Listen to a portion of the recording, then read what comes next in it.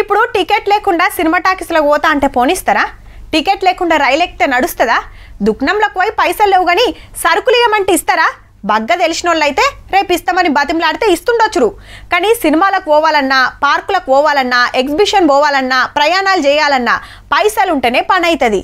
కానీ నా దగ్గర గవన్నీ నడువే అంటున్నాడు ఓ మోతేవారి. ఇంతకు ముచ్చటేందంటే,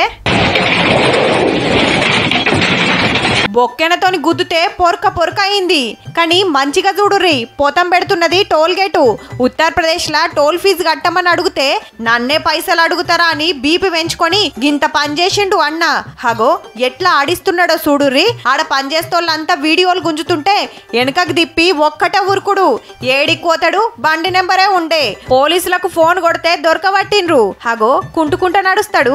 టోల్ ఫీజు కట్టలేకుంటే సప్పుడేక వెనకకు పోవాలి. అంతేగాని నా అంత దార్కరి లేడని దమ్కి ఇస్తే ఉత్తగానే దొరికిండు. మీదికెళ్ళి కేసు అయింది పాపం.